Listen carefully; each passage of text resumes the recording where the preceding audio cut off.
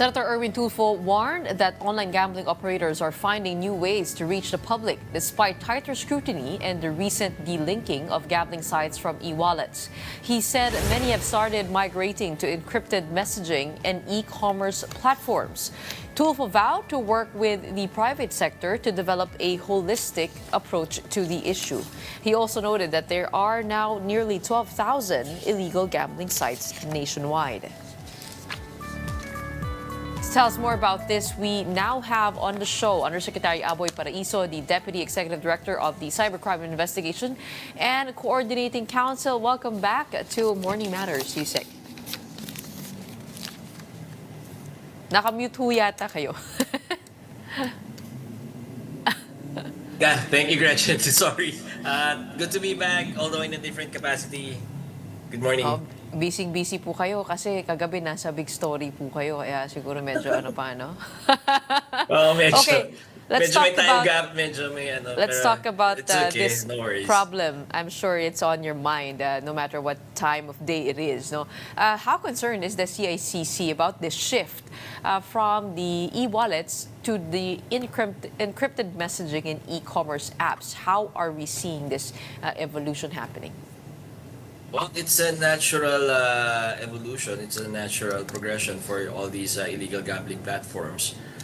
In order to reach their clients, it only means it's kind of a victory for us. It only means we're really creating that disruption for them. It makes it harder for them that they have to be innovative, they have to be creative in order to continue their business. So we really have to, fight this challenge and be one step ahead of these criminal or syndicates.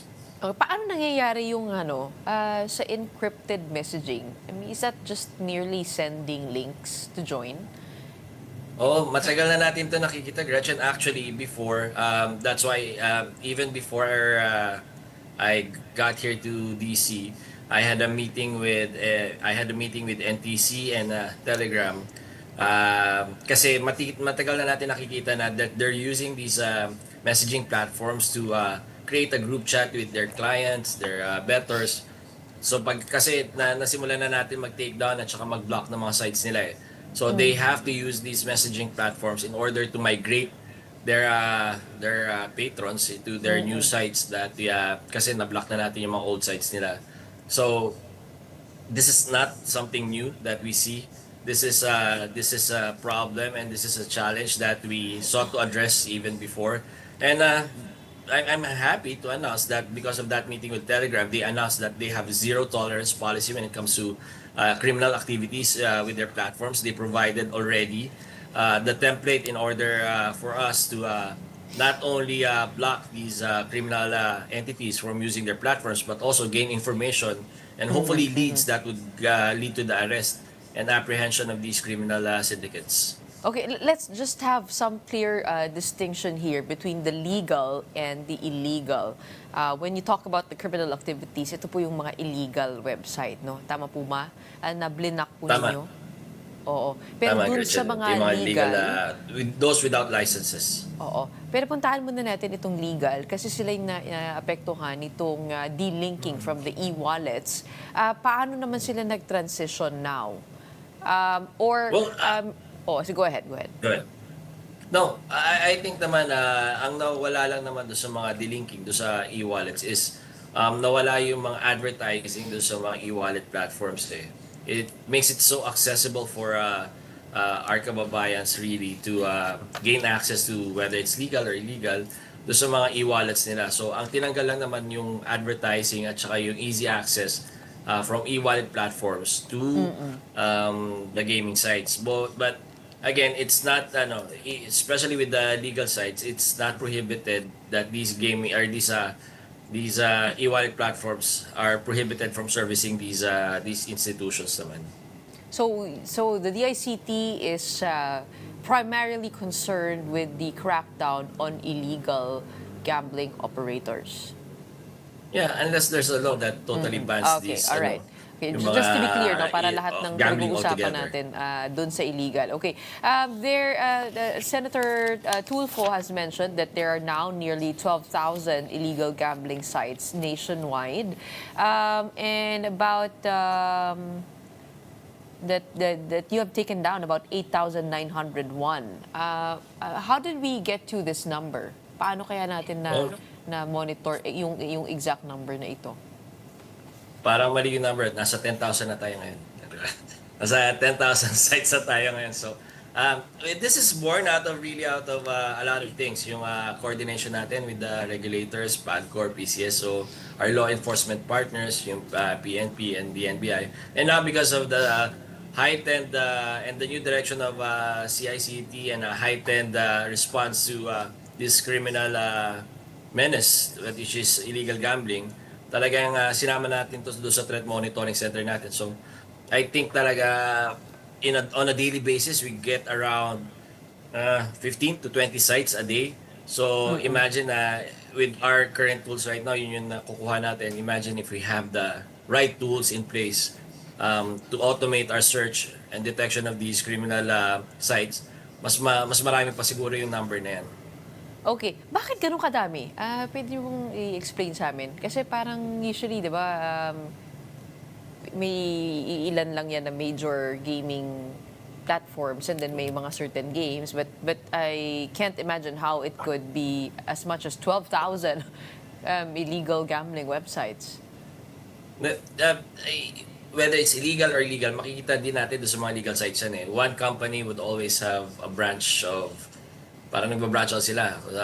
I understand from one legal gaming platform owns about 100 gaming sites. So, you would understand the numbers. Plus, So per hindi lang game naman yan, ito yung mga license depende sa natin, laro. pati yung mga outside the country nandito rin sa atin eh. So, that number would, would really substantiate what we see and detect dito sa threat monitoring center natin.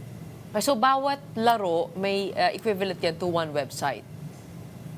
May gano'n, halimbawa yung isang okay. laro, isang website, or isang website, iba-ibang yung mga laro. It's a mixture of parang iba-iba rin yung promo kada website. So, from the structure I see, isang website, for example, one parent company, iba-ibang mga platforms, iba-iba yung URLs, pero kasi iba-iba rin yung mga partners nila doon, iba-iba rin yung mga investors nila doon. Hindi ba siya as easy as using or blocking the mother website? Kasi 'di ba usually mga links lang yan, yung parang dinadagdagan mo lang yung URL. Nako, hindi siya ganun kadali. In fact, that's the reason why marami siyang mga websites kasi ina-anticipate na nila na pag na-shutdown mo to isa, Okay. existing pa rin at hindi pa rin madidisrupt yung negosyo nila. Okay, but this crackdown that you're doing is as simple as blocking the websites. Am I Well, correct?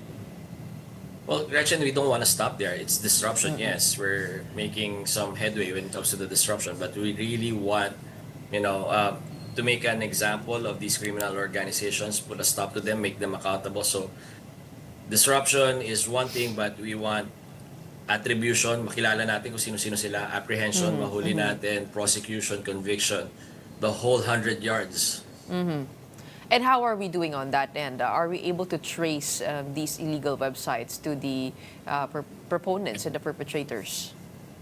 Yeah, and unfortunately, this is the unfortunate thing about it. Whenever we detect these criminal organizations, we see that they're exploiting this jurisdictional challenge that we see that the back end is outside the country. We see countries like the Bangladesh, Myanmar, UAE, and a whole gambit of countries that are hosting these back ends. But they're victimizing or they're servicing the Filipino public. Tapos yung flow of money, makikita natin that the investment is coming from somewhere else, and when the proceeds are converted into cryptocurrency, we can see that it also leaves the country. So it's more than just an enforcement or I think legislation. I think it also has to do with strengthening our ties with our foreign allies. Kasi this problem is really borderless eh. We understand whenever there's a problem, pagdating sa ICT, borderless talaga to, Gretchen. So whether it's scamming, illegal gambling, ito na talaga yung trend eh.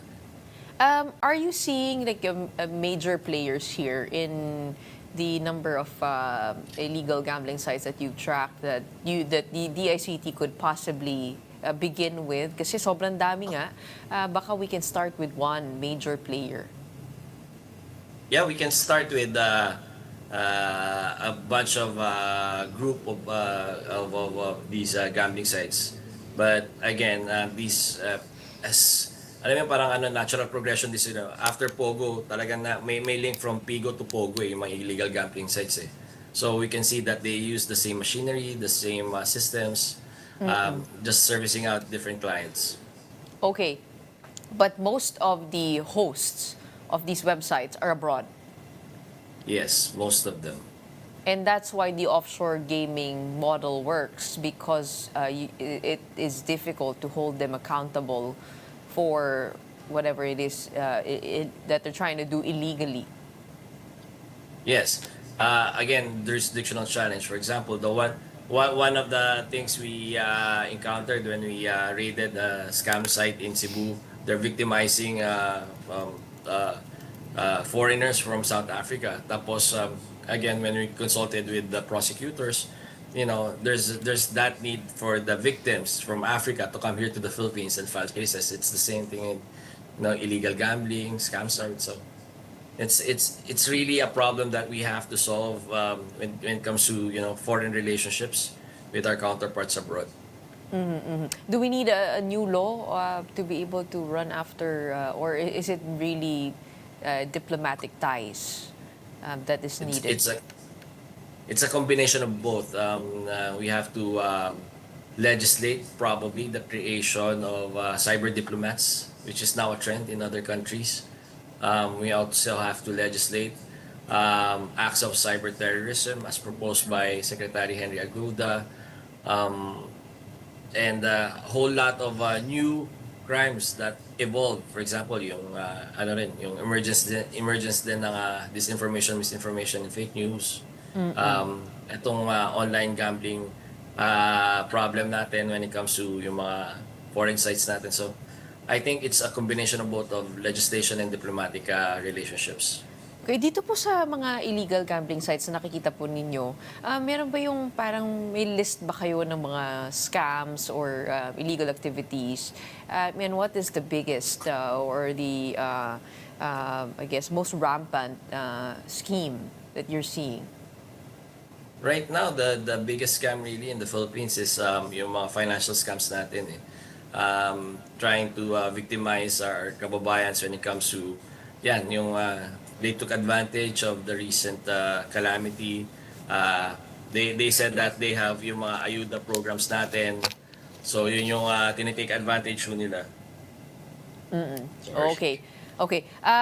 Going back to gaming though and gambling, it seems that some gambling or gaming streamers have not stopped.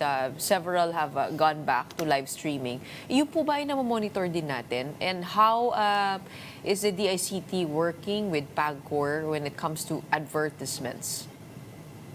Well, we cannot really, nakikita natin may bumabalik talaga sa pag-promote ng gambling. But most of the sites that we see that they're promoting are yung mga legal na, yung mga licensed na. We're hoping that the PAGCOR can also reach out and probably with the help of CICC, reach out to these influencers not only to promote gambling or promote their sites, but also to promote responsible gaming as well. Parang kagabi yata po sa Big Story, nabanggit po ninyo yung 85% of influencers and artists have complied with the government's directive to stop endorsing illegal online gambling. But for the 15%, so meron pa rin po that continue to promote illegal gambling. May makukulit pa rin. Yung nung una, yung mga hindi nag-comply. So, napatake down natin yung mga sites nila, yung mga pages nila, yung mga channels nila. And then we ask them to explain why government should not go after them.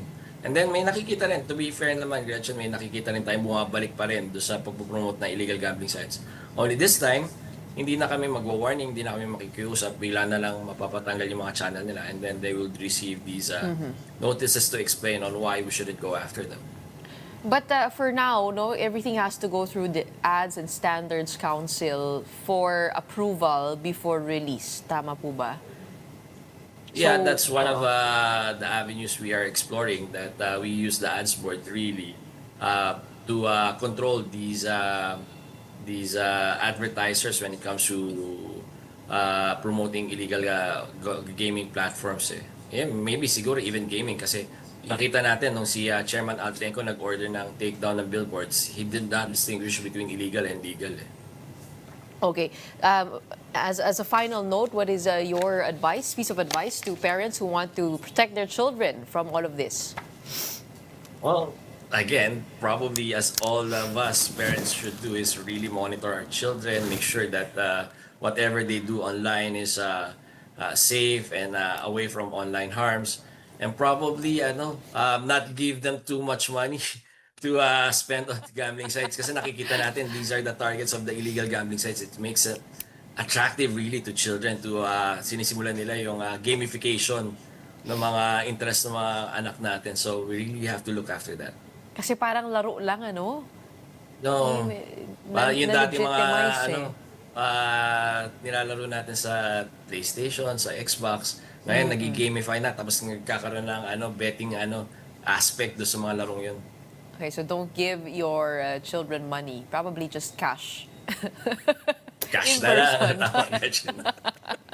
Alright, maraming salamat sa iyong oras at and for waking up for us. I think you said you were in Washington. Yeah, it's evening here. It's 8:30 in the evening here. Okay, may abangan ba kami mula sa inyo dyan?